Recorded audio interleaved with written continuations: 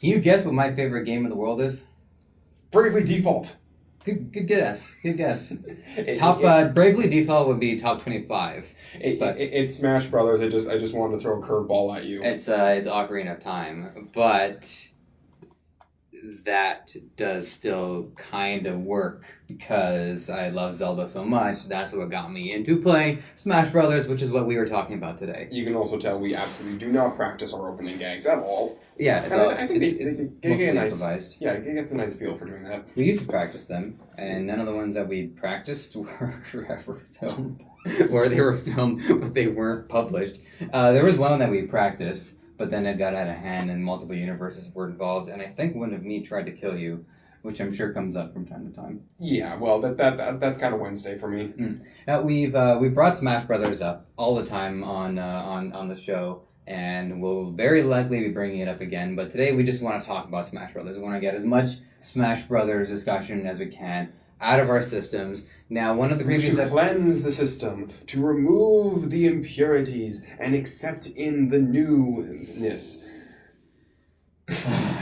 Now, I know that I've talked about it. Is it fair to call it a fighting game, or is it fair to just call it Smash Brothers as opposed to calling it a fighting game? That was a different discussion. I don't want to touch on that today because that's not this is not what it is. That's out of my system. That's I've been cleansed, so it's done. Well, I think that entire point boils down to one simple thing. It has elements of a fighting game in it. Many elements of a fighting game. And that's it. That doesn't... Yeah. If you don't know what Smash Brothers is, I feel sorry for you. I'm not even going to bother. Skip. It is the ultimate answer to who would win in a fight concerning the Nintendo universe and occasionally bringing in other universes. Guest characters. You know how everyone just keeps to say who would win in a fight, Goku versus Superman, and then we had a nice little video thing that sort of answered that. Then we had to have a follow-up video because no one was satisfied with the original video, etc., etc. This is you talking about death battles? Yeah. This is just directly it. Who would win in a fight? Mario versus Link. Done. You know, I used to go to this website called NintendoLand.com, fan website, and every week they would do these death battles. And the thing was, it wasn't about how the death battles on YouTube by Screw Attack does it, where they kind of work out who would logically win. It was popular vote. And it was really tricky because you had all the Zelda fans on one side voting, and then all the Mario fans on the other side voting. And actually, one of them was Mario versus Sonic, because even they would do guest characters from time to time. And this was at the height of the Nintendo versus Sega war, and Sonic actually won. On Nintendo's website. Yeah. The Nintendo fans all kind of agreed, or enough Sega fans joined, got to the website and he's fighting Mario on NintendoLive.com, mobilize! Or what I think would happen is the Nintendo fans got together and said, okay, we're gonna put Mario and Sonic in an arena and have them duke it out. I hate to say it, but Sonic can go Super Saiyan. Well, Sonic will win that fight. No one wants to does Mario and Sonic at the Olympics? Whereas I like to call it Sonic is clearly not trying 2012. Well, Mario's main weapon is he jumps on top of people. Sonic's main weapon is when he jumps, he's just dangerous and full. He turns into a spinning ball of death. Exactly. Yeah. So, and he can also do it on the ground to spin dash forward. Mario is highly dependent on power-ups. Sonic, not so much. Yeah. And now Sonic is a Nintendo regular, which means that he has become a Smash regular. And had to be nerfed up the wazoo. Let's not talk about nerfs and buffs, because those are now, what's the word I'm looking for? Subjective? Yeah, I mean, they come and go. Right? It changes all the time. This is the area effect week. This is the tanky DPS week. This is the, Where did you start playing Smash? I think I definitely started playing it with the N64, but I don't really think there was much of a commitment to it. It just was this happened to be a thing that was there. Mm-hmm. It was really only, I think, the GameCube generation that it became a big thing. Let's get together and play Smash. Mm-hmm. And the Wii, I believe, built on that a lot. I remember the GameCube one. Kirby's always been my favorite character. Mm-hmm. And the GameCube had this very nice thing where you had this meteor move, or where you turned to a meteor and went forward. You remember that, right? From Melee, yeah. Everyone remembers that. His meteor, yeah. Do you know why? It was a fireball attack. If you did it in the air, you stayed at the same height. If you did it on the ground, you obeyed gravity, and you could not cancel the move. that move almost killed Kirby as a character because it was literally killing Kirby as a character. He would go off the edge, you could cancel, and no, you've smashed yourself out. It's like that was a very low point in Kirby's career in Smash Brothers. But it was the GameCube generation that I think really started having, just even in general, just as an evolution of gaming, it became more common for people to go to someone's house and let's play video games. Yeah. And then of course when the Wii version came out and there was a whole bunch of refinements and basically endless things you could do. The best way to put it really was, unfortunately, Nintendo Power's official review of Smash Brothers for the Wii. I forget which server name we used for that one. Their official review of Brawl was, if we wanted to, we could nitpick here and there, but that would do this game in service 10 out of 10. Like, it's a matter of... who would expect Nintendo Power to give? I know that's why I made sure to say... Kirby's Air Ride, you press one button to do everything, but we don't really care about that. 10 out of 10. They didn't give it a 10 out of 10, but... I wouldn't give Air Ride 10 out of 10. Yeah, like Nintendo, like when you go look at Nintendo's specific publication, you're essentially looking for validation.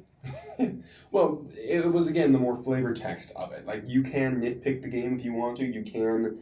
no game is ever going to be perfect. I loved the hell out of Assassin's Creed Black Flag and Dishonored, and there's a whole bunch of games like that, but I would never say any of them were perfect. That you can always find something that'll bring that 10 out of 10 down to 9.5, down to 9.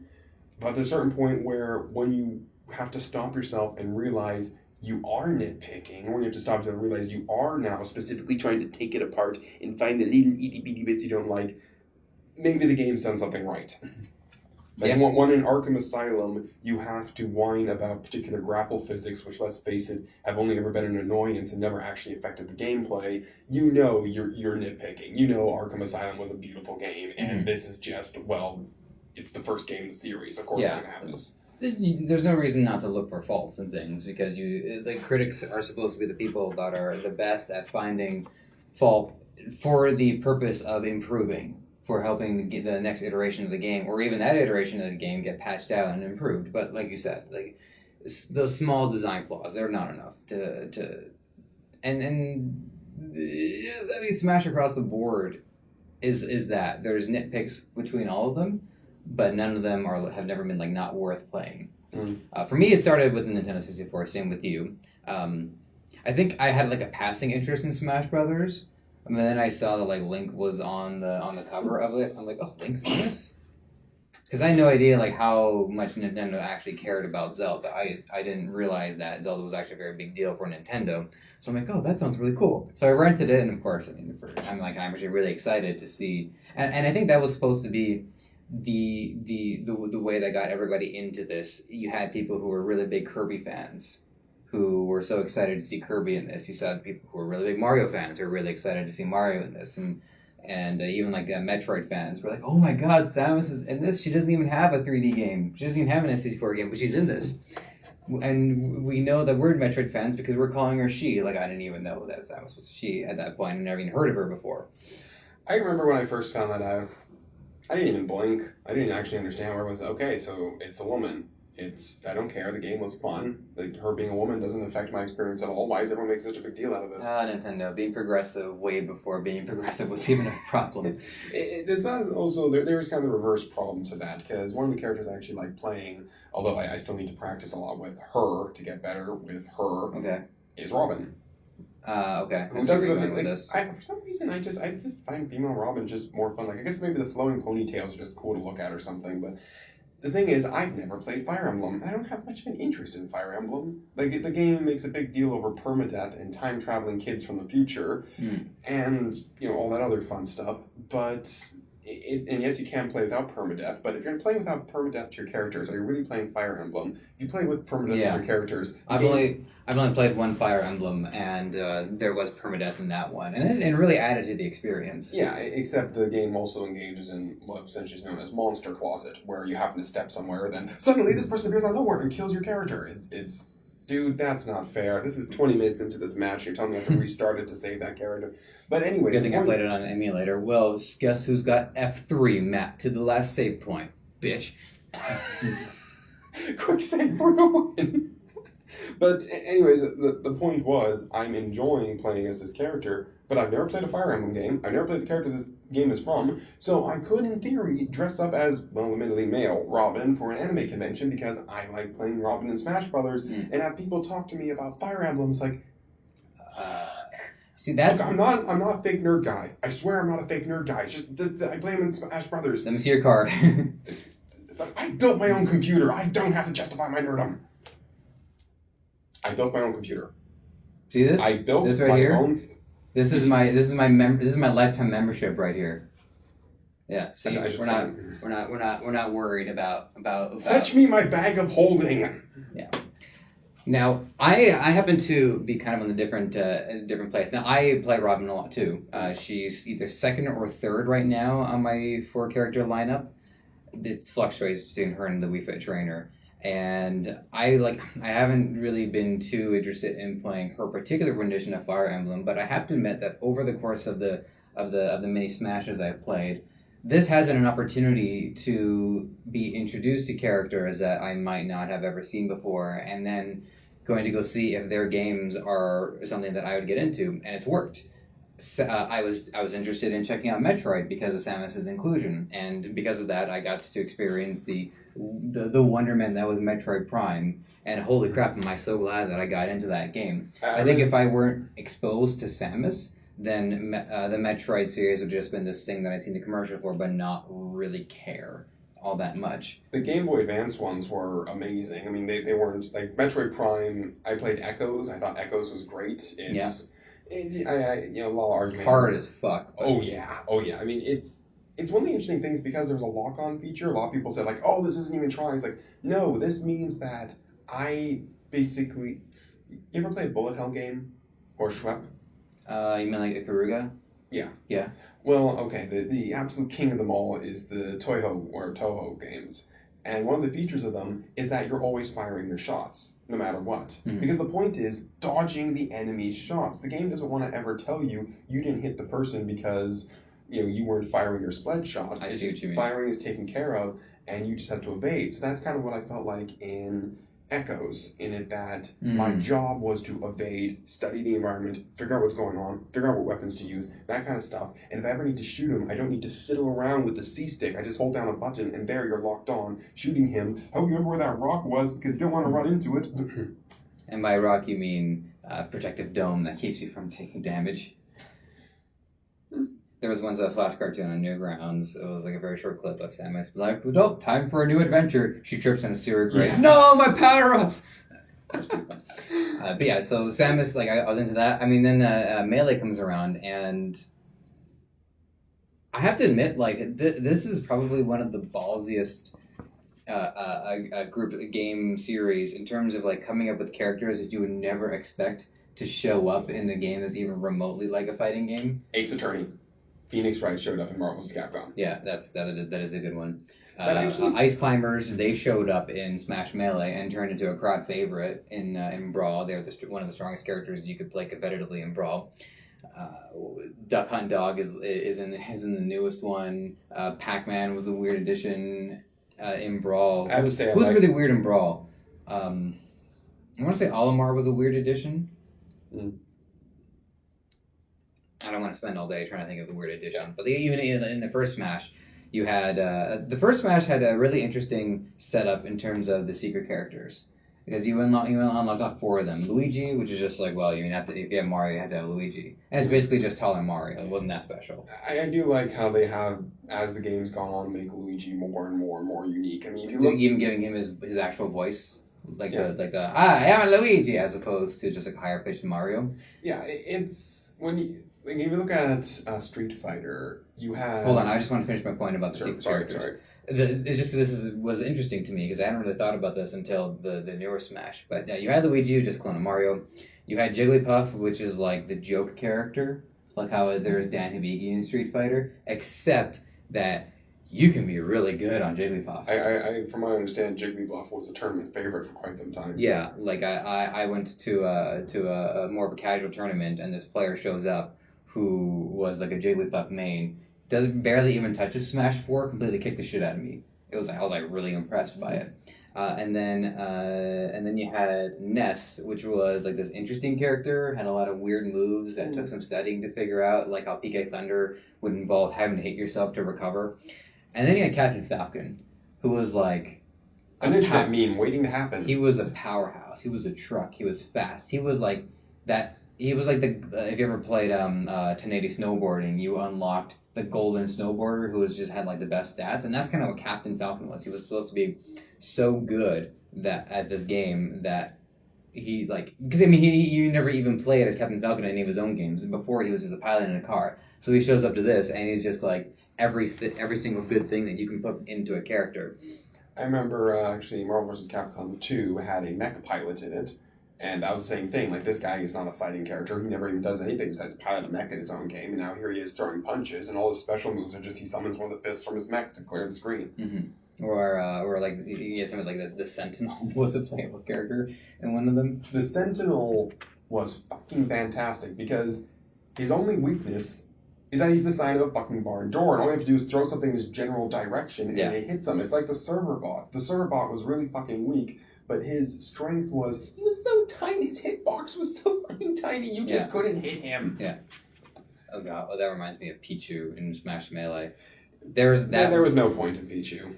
Like, if you lost to somebody playing Pichu, then they were clearly better than you, because Pichu took damage whenever Pichu attacked. You used one of the electric spells. Yeah. So, maybe there's some undiscovered thing to it. Okay, so I cut you off, but you were going to make a point. Okay, we're talking about, oh yes, Street Fighter, we had Ryu as the main character, and then in order to appeal to Western audiences, we made Ken. And in the beginning, they were just pretty much palette swaps of each other. Now, Ken has made himself more unique, and in Street Fighter V, the developers have very specifically said we are trying to differentiate these two as much as possible. Ken is now essentially a more offensive version of Ryu, sharing many of his similar moves because they both have the same master, so that makes sense. But he's now a far more get in your face, get more aggressive, rush down kind of person than Ryu, where Ryu is a very balanced, very internal harmony. And the same thing I really think has been happening between Mario and Luigi in the Smash series in the beginning. Like, even in the beginning of the game, they're pretty much identical. Now Luigi has the for extra jump height. In the Smash games, he's also, again, very much his own unique character now with his own unique Yeah, you wouldn't even want to call them a clone. You would just expect them to have those kind of similarities because they are brothers. Yeah. And they'd have been exposed to the same kinds of moves. Also, like, in terms of fighting games in general, similar characters to each other is something that you see a lot of. Like, I remember the Soul Calibur series when they separated Nightmare and Siegfried. They both still had very similar moves. In fact, one would argue that Siegfried was far more like classic Nightmare than the new Nightmare was. But they both had sort of similar stances, similar swings, similar whatever. Yeah. And you always also had the two sisters who were also very similar to each other. And even Lizard Man was a lot like those two initially. Then he swapped out his shield for a second axe and gained fire breath because fucking awesome. Sure, why not? And it's, again, it's a bit of a thing in fighting games where you have these really identical people, and I will rage against this since the beginning. There's not enough different about Dark Pit to validate his space in the goddamn memory card. I knew you were going to bring him up. You could have had Dark Samus. Dark Samus is a completely different character. She has Dark Samus is an assist trophy. Okay, so I'm sorry, but I'm going to defend Sakurai's decision because he has worked on the game for 12 years. He has probably bled in the office numerous times for some reason. I don't know. And he is such a big fan of his own characters, and it's like he puts Palutena's in it, and he gives her one of the biggest, most elaborate stages, Palutena's Temple. It's a huge map that you can play around in. Like he's clearly biased towards his characters, and you know what? I'm sorry, I don't blame him. Well, I remember in the previous Smash game, the one on the Wii the Wii had the whole story mode? Yeah. Well, on the one on the Wii, we actually had the Halberd and the Great Fox fight each other, and the Halberd kicked its ass 5 ways past Sunday. Yeah, it was, and then of course the Halberd gets its ass kicked by, I think it was like a city of just cannons firing at them, and then of course Kirby comes out in the little star, and his 1 star cuts the whole city down, and Ganondorf like, well, back to the drawing board, and just walks back into the portal. Well, in its defense, an entire city of cannons does take down most things. Yeah. Now, the next thing that I want to come to is how this one game that both of us play has managed to create some very different attitudes towards it. It's very rare that you see a game series that polarizes people within the series. Usually people are kind of on the same page with it, like people who are playing the arena games or the MOBAs. I don't really see like the Heroes of the Storm community really caring about, everybody just basically plays the game the same way, more or less. No one's really going to say that Blackbeard's Bay is the true way that you are supposed to be playing Heroes of the Storm. No one's going to say that the Mines map's the true way. God, I hope no one's going to say that. I hate the Mines. Yeah, that's an awful map. God, I hate the Mines. Like, I like the idea of going into the sub map. I just hate the whole golem system. Anyways, and now to be fair, Heroes of the Storm is only one iteration. But even in games that have had multiple iterations, you don't see the FIFA people being like, well, 2003 was like the best FIFA. You get maybe like a couple of NHL games that really stood out. But you do get people saying, these ones are good and these ones are just, they added one or two features they didn't need. Like it is. But the general audience is still moving towards the newest FIFA because of the roster changes. And I mean, at this point, they don't even make improvements. From my understanding, they just like bring back features they forgot about. Like, oh, fuck, we forgot about the hit stun. Okay, put that back in. Or hit tackle. I will say, though, the best Madden game ever released, Blood Bowl. Yeah, I mean, there's a couple like standout ones in the sports genres, but then you get to like the other fighting game series. I just pissed off all the Madden fans in the comments. There are some people who are still like big fans of some of the older Street Fighters, but God, there were so many iterations of Street Fighter. Oh God, even the fourth one had so there's Street Fighter 4, then there's Super Street Fighter 4, then there's Super Street Fighter 4 Ultra, and I think there was even another one after that. Mm-hmm. Like, how many times I've complained that Guilty Gear XX was released too many times, but even that I think only got 3 re-releases, and one of which was because it wasn't it was onto an entirely new generation of system. And like Street Fighter 4, they had to re-release it on Steam the moment Games Windows Live died, which thank you Games Windows Live for finally kicking the bucket, but come on, can't you just patch the old one? Why do you need to release a new version with, a new character who is literally just a palette swap of an existing one? They used to release new Street Fighters all the time, way back when they had no other choice. When you can only put things out in cartridges, and it was impossible to patch because the internet wasn't even accessible all that much back then. Yes, but they were releasing the same game again and again. I mean, they weren't even tracking a new number onto it. But we have technically 4 iterations of Smash. You can say 5 if you count the 3DS and Wii U as separate versions, but they're not. They're the same gameplay fundamentals. You have numerous fan-made versions of it. There's Smash Flash. There's Project M, which is a really interesting take on it because it's the look of Brawl, but all the characters have been balanced to be competitively viable, which is another thing that I'm debating whether I even want to get into. But all 4 of the games are still being played by different communities. They're smaller, obviously, but there's still a Smash 64 group that are really into playing Smash 64. There's still a Brawl group, very small, but still loyal. Of course, the Melee community is still huge. Fanatical. And there's still people who are still getting into it, just starting to get into it. And I was watching a video by one's professional, goes by Omni, and he said that now is probably one of the best times you even get into Melee, because back when people started playing the game and people were learning more about the software and trying to exploit more of the mechanics, it took forever. People had to talk about it on forums, they had to record it on VHS and tape it to DVD or whatever, upload that, and it was really small, like 210p video footage, and now I think when it was that bad, no one bothered. They did bother because they were so passionate about it, and now you can just go onto YouTube and look up whatever character you want to play, and there's probably enough video content that you can spend the day studying and learning everything you have to do. So it's actually better to do Melee now than it ever has been. But what's really fascinating is how on a objective level, Smash 4 is supposed to be the best one out of all of them because it's the latest one and they've had the most amount of experience put into it. I mean, it's obviously the most beautiful one. It's got the biggest roster, and it's not like It's got the biggest stages. it's got the big stages. And it's not as if And there's no poke floats. there has been any crazy changes to it in terms of design. It's still, you know, you have your standard attacks, your tilt attacks, and your smash attacks, and your specials, and yet there are so many crazy fanatical devotees to a specific one, and the question is why? Well, it's because whereas a lot of fighting games tend to give you the move list and there are combos set up for the characters and there's an expectation to learn how to do these combos and there's a lot of rote memorization to it, that never occurred in Smash Brothers. In Smash Brothers, to really understand it, you have to imagine that you're not getting a fighting game, you're getting a toy box. And all the characters are toys that you get to play with.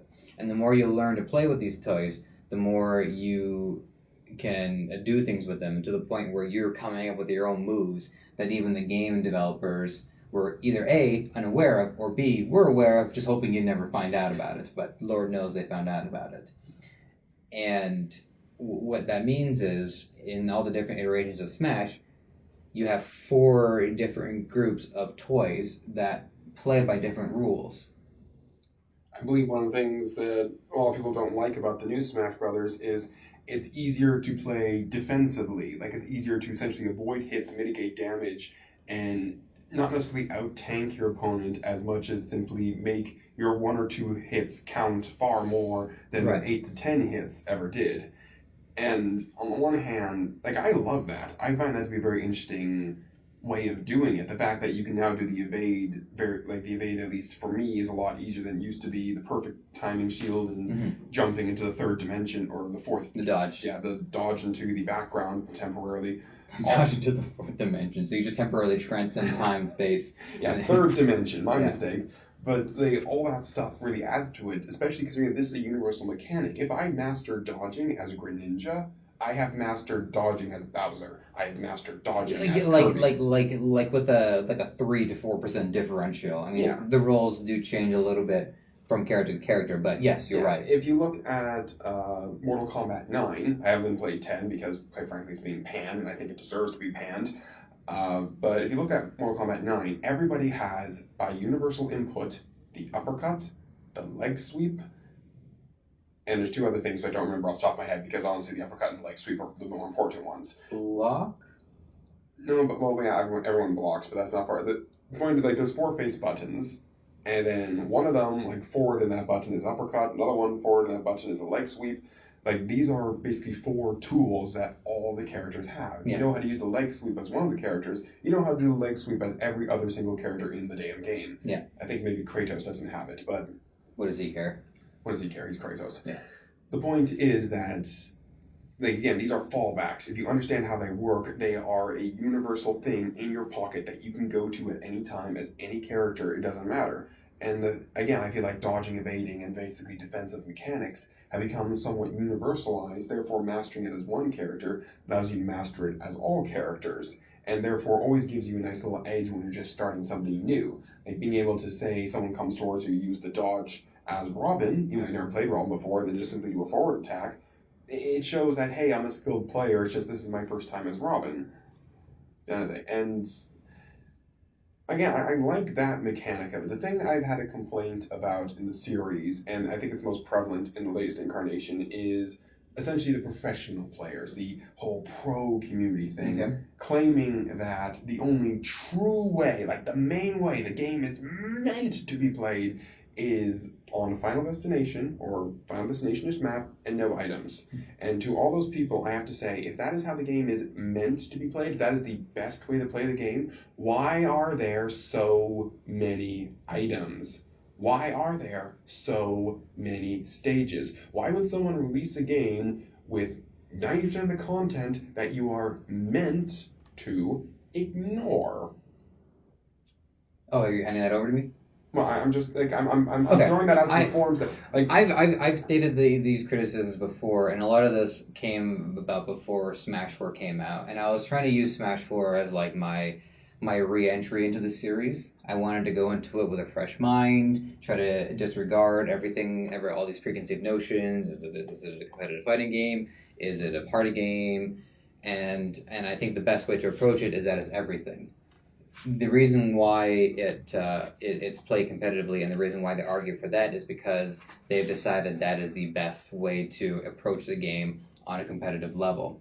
But the point is, they're using the toys in a very serious playstyle, whereas you are arguing more for playing it with all the things. And do you feel like the game can be played competitively with all items, with all stages, even with hazards? well, that's a bit of a loaded statement, Mhm. but taking it backwards a step, I think that at the very least, if you're going to be saying whole competitive play, the fact that so many things are vertical in the game, I would argue that Eternal Battlefield is a far better competitive map. It's simple, there's no hazards, and there's some platforms. So all of a sudden, verticality, something which Smash Brothers does far better than I think probably any other fighting game short of Arcania Heart. Arcania Heart, by the way, having no vertical limit. So technically speaking, with enough right uppercuts and jumping, you can actually get hilariously high. The sky was actually the limit. The sky was actually the limit until you start getting to space. Okay. But the point is that map is something that at least takes advantage of a lot of the characters' movements. Would it make you feel better if you knew that Battlefield was a part of the competitive scene? Okay, that's Because it's not just Final Destination. it used to be Final Destination or bust. Yeah, and in the online For Glory, which is supposed to be like the serious mode, it is just the Final Destination version of it. So it is even Smash itself that's saying that Final Destination is the only way to play it. Which even the competitive community is like, well, we want to do some other stages too. Even Halberd is a legal counterpick stage. Wow. Which a lot of people are like, why is... That's got hazards. Yeah. Now, but anyways, but in terms of items, because you did pose that as a two-part question. Yeah. In terms of items, I find that items really do break up the gameplay a bit. Like, you're so focused on fighting each other and, again, getting on your other opponent there, items also enforces a bit of a pause in the gameplay. Something falls. This could be game-changing. Yeah. Do you keep trying to engage your opponent in melee, literally definition of melee, or do you go for the item? Do you maybe see that they're going for the item and use that as a chance to exploit it to maybe bring them out? Mm-hmm. Like, it forces you to then think differently. I mean, let's look at Hyrule Temple. And I have to say, when I think of Smash Brothers, I think of Hyrule Temple. That is a beautiful map.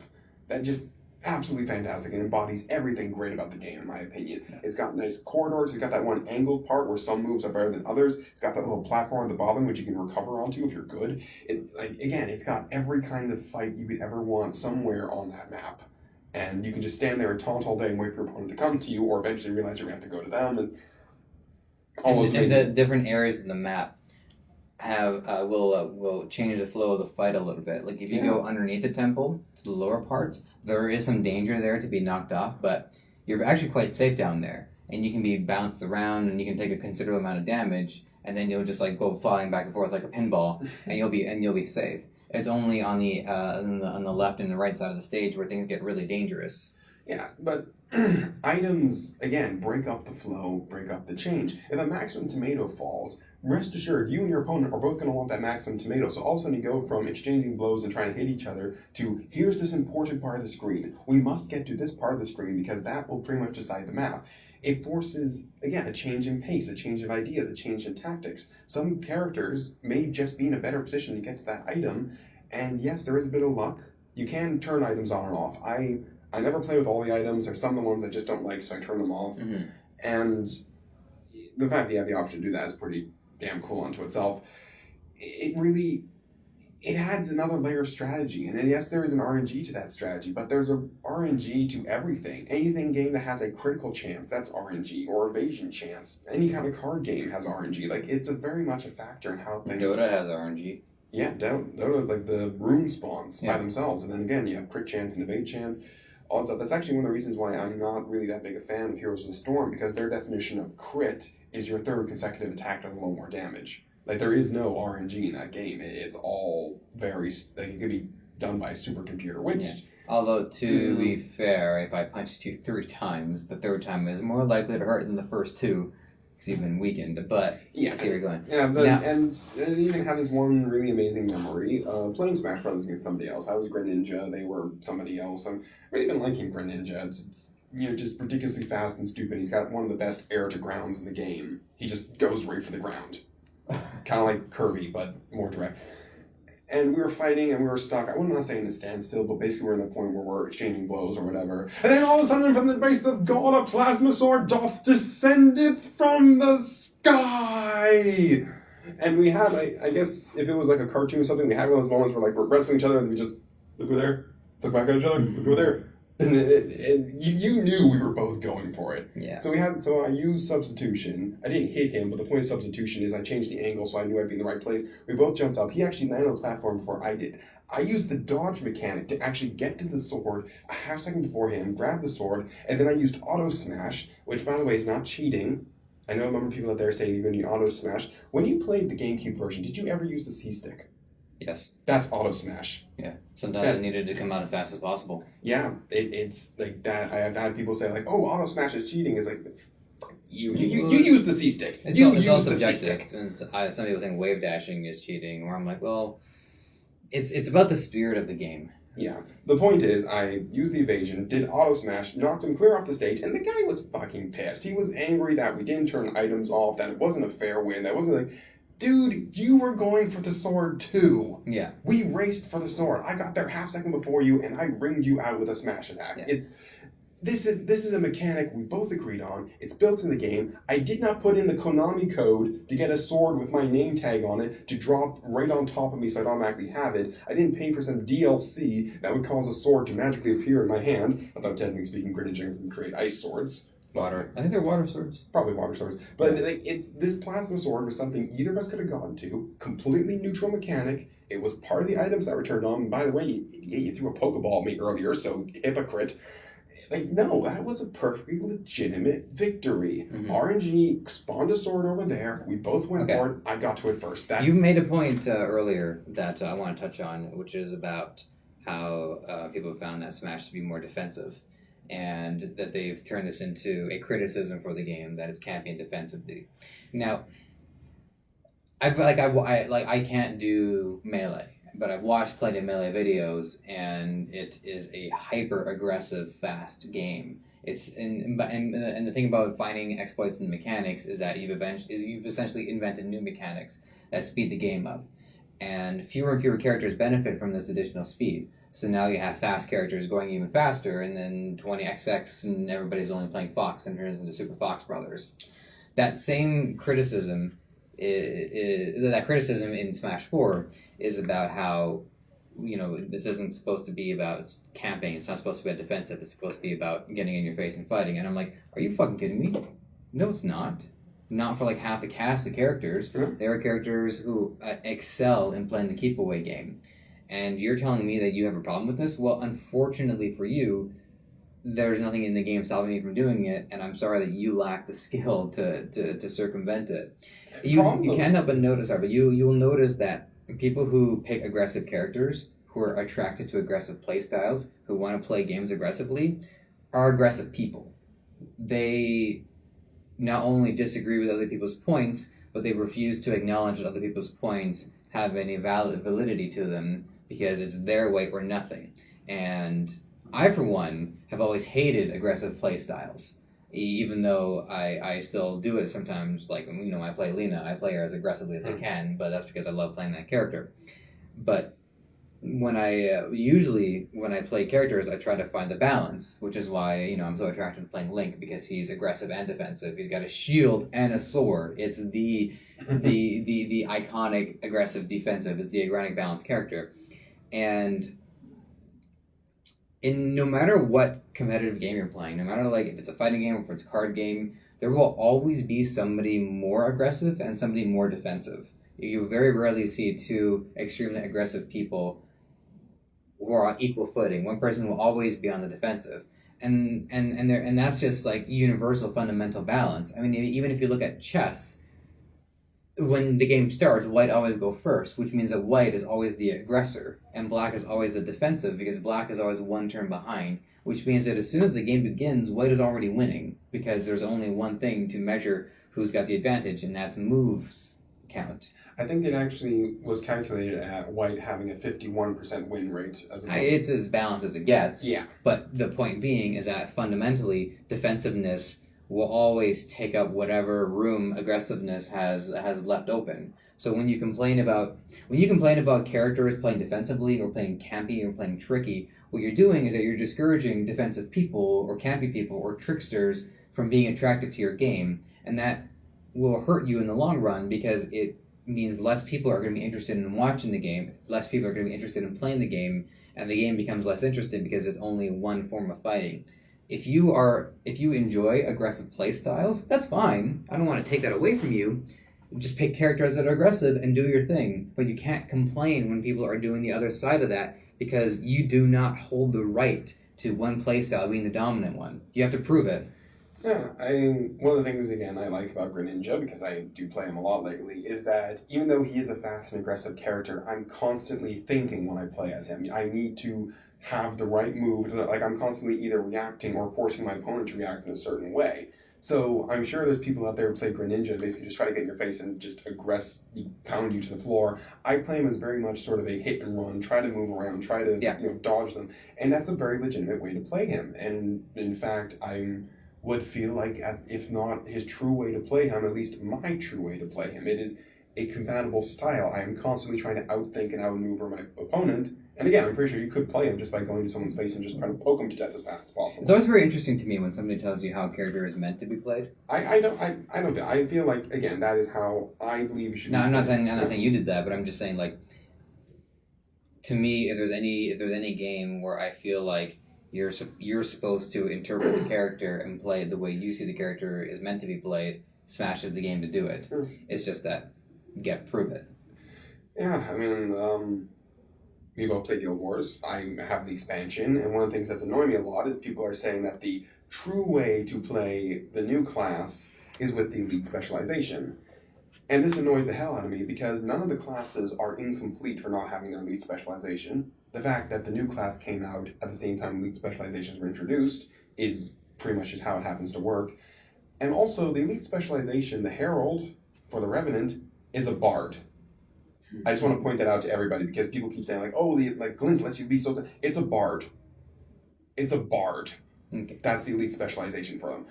And again, it just seems really stupid because this is how they meant to be played. The class is meant to be aggressive. The class is meant to... This is actually one of the most versatile classes in the entire game. How dare you shoehorn it into Berserker? And that's a bit of a roundabout example, so I'll bring it back to Smash. But how dare you say in a game where variety is something you can do? You say that this is how it's meant to be played. If I'm playing Samus or ranged specialist character, and then I pick up the Fire Sword. The Fire Sword is in the new one.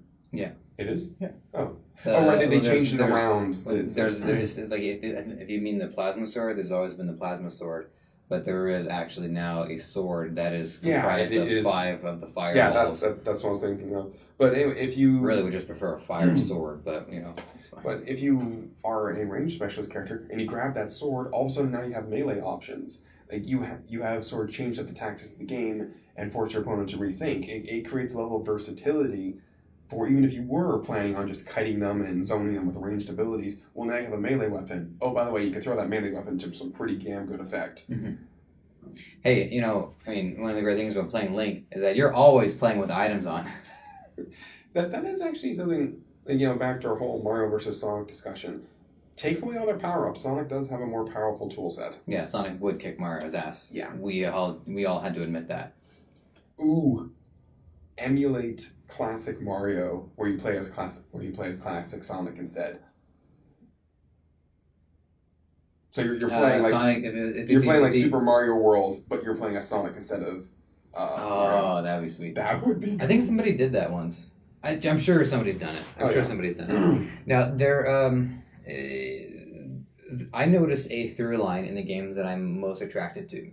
In Magic the Gathering, Dota 2, and Smash, which are like my 3 pinnacles of games that I play the most seriously. So which one is which? That one's Dota, that one's... Yeah, that's very funny. Although I actually wouldn't mind doing a tattoo like that.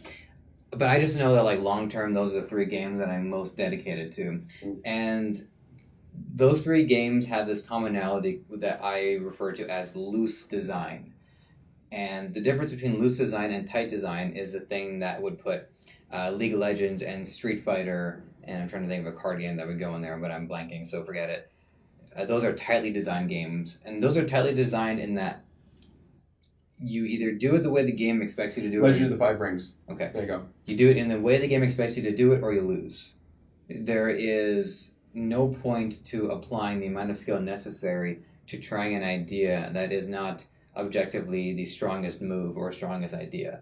And the game is designed and balanced around this constant fluctuation, and that's why Street Fighter is always fluctuating as well. They keep coming out with new versions and patches, and there are like ways to pick a random character and be really good at it, but you don't really see that. And then there's like a third group of I hate saying the word casual design, but it's more of like a fun first design, and that to me is stuff like Mortal Kombat and Heroes of the Storm. Those games are just, you can still be really good at them, but face it, if you want to be a serious fighting game or a serious arena game player, you probably, are like people who play Dota too, play Heroes of the Storm to relieve themselves of stress. I don't come to Heroes of the Storm to enjoy myself. I come to Heroes of the Storm to inflict the suffering upon other people that I just felt after that last match in Dota 2. That was the thing that I had a hard time figuring out is, do I like Heroes of the Storm? Or I just like being good at it? But then we get to Smash, we get to Magic, and we get to Dota 2. And these games are all loosely designed, and that creativity is something that exists. It's not the name of the game, but creativity exists. Smash Brothers gives you all the moves, and it's really obvious how to do them because it's the same button configuration across every character except now Ryu, which, by the way, really cool. And then after that, you have to invent everything. You have to come up with your own combos. You have to come up with your own strategies, your own playstyle, your own flow. Same thing with Dota 2. You get your kit, and then the item slots are yours, and the items are powerful enough that the ones you get will dictate how you control the fight and how you control your character. Force Staff can be used on all characters across the board, but each character would utilize it very differently. And like I used to use Force Staff on Skeleton King, for those of you who don't play Dota 2. He's a tank kind of character, and he has one ability where he throws a stunning fireball at people. Single target projectile stun. Yeah. Thank you for that. That was good. So I can use Force Staff to either put myself in the position to hit them with it or move them away from their team. And I just like I love these kinds of games. Even they're a little jankier. They are a little more broken than something that's tightly refined. But most of us don't care. We just want to feel like we have not partial control. We want full control. We want to come to this game and we want to decide everything about our character. And the thing that just makes Smash such a beautiful game really is in the respect that the players have for each other. So much so that if you do something disrespectful, it actually is called out as a disrespect. But when people see you picking like a low tier character, God, I hate that. But if you're coming in with like a character that you just love and you want to play, people admire that in you, and it inspires people to try that out for themselves. Whereas you feel like you might play a different fighting game, and I don't want to name names particularly in this case, but it's like, why the hell are you even playing that character? Why did you draft that champion? Okay, well, that was calling somebody out, but you want to encourage people to do things that are unconventional because that is what makes things interesting. Something which Smash Brothers has really going for it, and to an extent Heroes of the Storm has it as well, is all their characters have lineage. Like, Pikachu isn't just somebody we decided to throw in this game. Pikachu's been around since the first Pokemon, has been in the TV show, is an iconic character. And same thing with, let's take Artanis in Heroes of the Storm. He's a Protoss, he's very important in the story, we've seen him mentioning, and even outside of Heroes of the Storm, he's got a whole campaign dedicated to him in StarCraft 2, and that campaign's probably out by the time this video comes out. Or, alternatively, play Shen. Why? Because he's a panda and he's drunk. And sorry, I'm just getting over a cold, that's why I'm clearing my throat a lot. It gives all the characters an actual weight to them. Like if you're playing, again, Pichu, Like, you're here to have fun. You're here being silly, and Pichu, let's face it, is adorable. Very cute. Very cute. And it's hard to really think of any other company that can do that. I think that's one of the reasons why PlayStation All-Stars really didn't do very well. It failed to properly tap into its own lineage. It failed to really dissect which characters it was known for. I mean, putting in the Big Daddy was cool. But Big Daddy isn't even like a Sony... Yeah, he's a cross-platform thing, and most people, because like the PC version was the best, because it got updated after the fact with free items, or free, like, here's some new power-ups at the store. But, you know, where was Crash Bandicoot? Like, there's a simple one. Spyro the Dragon? Spyro the Dragon, that would have been another nice one. Was Lara Croft in it? No. Really? Okay, I thought Lara Croft was going to be in it. I am so sure that she should be in it that now I'm not sure, but I don't think she was. Yeah. Yeah, and they didn't put in Snake because Raiden was there, and, you know, if you're going to put one of the two into a fighting game, like, Snake worked in Melee because cartoon physics, and they could just get a little silly and fun. Raiden is, hi, I'm a badass cyborg who can throw robots several times my size. If you're going to be a fighting game, it's going to be Raiden. Yeah, In fact, it was actually funny because the people, I believe, at Platinum and Konami stopped development, or, like, went into the offices that was developing PlayStation All-Stars and said, you're fucking this up. This is not the Raiden we made. This is not a faithful Raiden. We want you to scrap whoever this thing is and start from scratch. I don't think they literally said that, but apparently it was in a magazine. I read it that the people who made Raiden were very unhappy with how the All-Stars Raiden was showing out, and they went into the office and said, no, this is how this character operates. Mm-hmm. This is how he acts. Yeah. There was a video out on YouTube, I saw it yesterday, like 10 games that are similar to Smash. Sony All-Stars was one of them. There was a couple of the Smash fan games. There's actually a couple of cool ones too. There's one called Brawlhalla, which it's like a sprite-based game, but there's still the knockoff thing. But I looked at it; it looks really interesting. So if you come across that video, I'll see if I can link it, if I remember to link it. We got to wrap up. Last thing that I want to say is that if you're not a Nintendo fan, I think it's a little harder for Smash to be appealing to you because no legacy behind the characters. Yeah, I mean the characters were the initial appeal, and then the mechanics behind the game were what kept people coming back. And I think ultimately, depending on what kind of game you really want to play, that might affect which one you're going to get into. But I'll run through them. If you want the cleanest, polished, most idealistic version of Smash Brothers, play Smash 4. If you want one that's quirky, really weird, but has a lot of interesting gimmicks, play Brawl. If you want to play the game as it was originally envisioned, if you want to see where it started, there is still a lot to be said about Smash 64. It's just hard to appeal that one versus all the other ones that have come since it. And if you really want that hyper-aggressive fighting game, holy shit, does Melee go fast. So you can't lose. And it's just it's so great to know that no matter which version you choose, there is still a community for it, and there is still a lot to be said for playing these games. And the best part is, it is a celebration, not just of Nintendo, but of just like what gaming can do. The way it brings people together, the way it brings out the best in some people, like how that person who kicked my ass as Jigglypuff, I talked to her afterwards. I'm like, you realize that people probably call you Jigglypuff? And she's like, yeah, it's because I am. Like, it actually makes people feel more connected to the characters that they've always felt connected to. And so when you beat a guy who, like, mains Ike, and he gets kind of, like, you know, furious, and, like, you know... We like Ike! We like Ike! That guy probably fights for his friends. Like, people really... You really do start to see the energy and the character and the influence that people have on the characters that they play. And... yeah, it's going to be harder for some characters than others, but for me, as like a Zelda guy, the fact that Link always shows up on the low tier, at this point, it was on purpose. Because Zelda fans love a challenge, and we love games that are hard, and we want to earn our victories. So if you're a Zelda fan, represent Link on Smash, because we need backup. We're dying out there. Or Sheik. Sheik is fun. Yeah, Sheik is currently in the top tier, so if you... oh, okay. If you want... Sheik. Well, you know, I mean, if you really want to do the top tier thing, you can do the top tier thing. And I think my... life is short.